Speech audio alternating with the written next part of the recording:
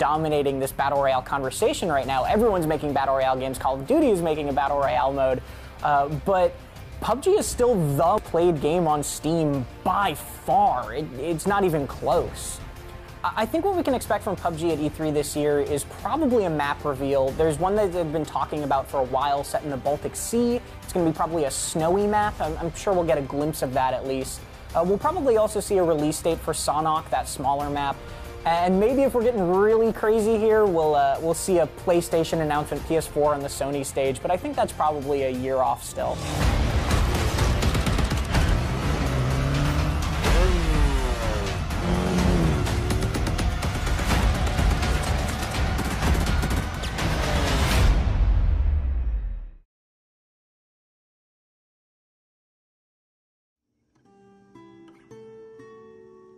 What are you doing, kiddo? You really gonna go through with this?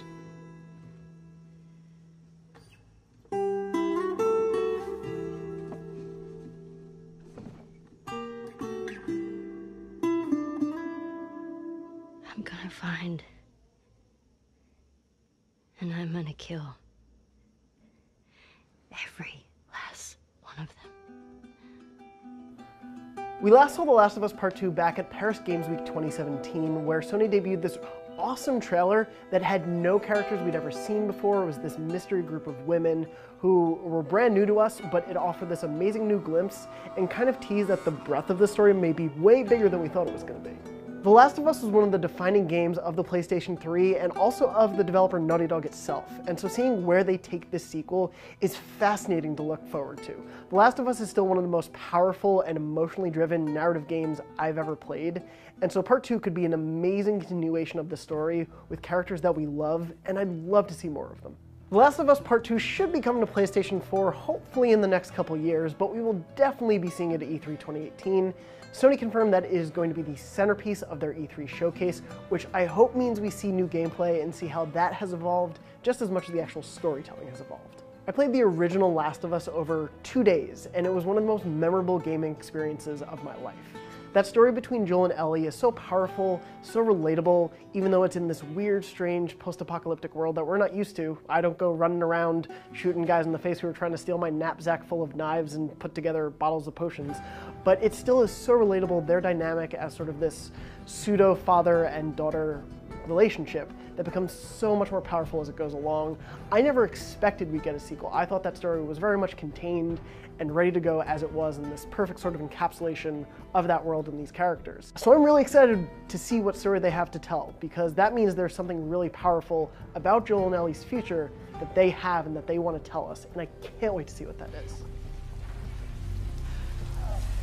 Watch your backs.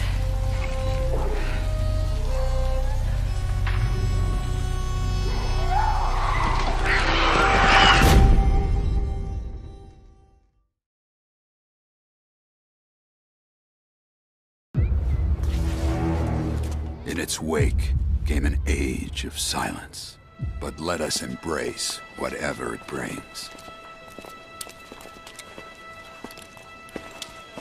For they are coming back. We haven't seen Final Fantasy VII Remake in a very long time. It was originally announced at E3 2015, and it's sort of gone radio silent. The last big news that we got about it was May of 2017, when Square announced that they would be taking development internal. They were originally partnered with CyberConnect 2, but now they've taken the whole game and moved it to an internal development team, which leads me to believe that they're probably starting over from scratch. Simply put, the reason why we're excited for this game is because it's Final Fantasy VII. This is one of the biggest and most important games of all time.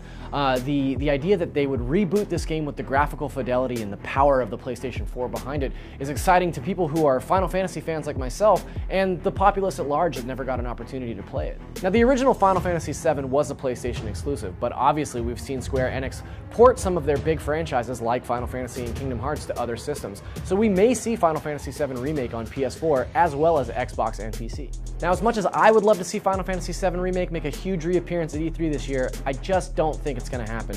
Square has been radio silent for too long, and it just seems like maybe they're taking their time to do a really important, really big re-reveal, but it might be too soon. At last, the promise has been made.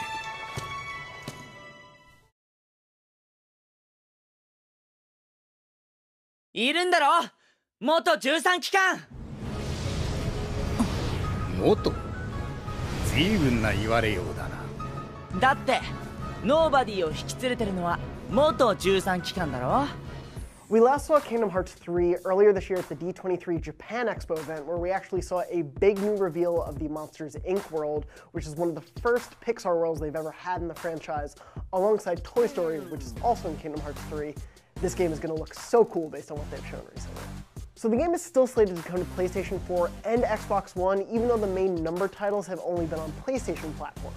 Hopefully what we've seen so far has been a mix of PlayStation and Xbox footage, but we don't really know yet. The game will undoubtedly be at E3 2018. They're still slated for a 2018 release, so they have to show one big final push for the game sometime this year. E3 makes the obvious choice to do that at. Hopefully we'll see it on PlayStation 4 and Xbox One, because I can't wait to see what Kingdom Hearts 3 looks like in 4K with HDR enhancements. This game can look absolutely gorgeous. We're really excited for Kingdom Hearts 3 because what they've shown so far have been these massive open worlds that are a big departure from what the franchise has done before. And hopefully we're going to finally get a capper to Sora's journeys that started all the way back in Kingdom Hearts 1.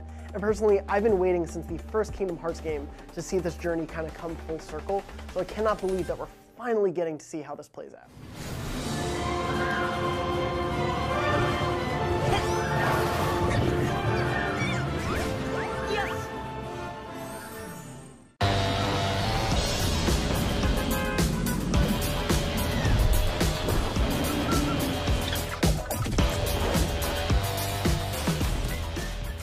Fortnite is the biggest game out right now, and it's not losing any momentum.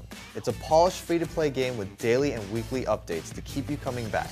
There's crossplay between all platforms, and if Epic wanted, they could take the whole cake and release it on Nintendo and Android, which are the last two platforms Fortnite is not on. The last big update to Fortnite was Season 4 and a map change. All through Season 3 there was a common Easter egg, and it ended up hitting and turning Dusty Depot into Dusty Divot. And it's awesome to see Epic so involved with the community and give us so much replay value for one mode, which is Battle Royale. Fortnite is going to be a huge deal at E3 this year. They're throwing a 100-player tournament where they take the top 50 Fortnite players and 50 celebrities, and they pair them together for a duos tournament. We may even see a glimpse of a new DLC like we did with Thanos, where an IP like Star Wars could form a relationship with Epic and Fortnite. Honestly, the floodgates have been opened with this last Marvel crossover, and anything could happen.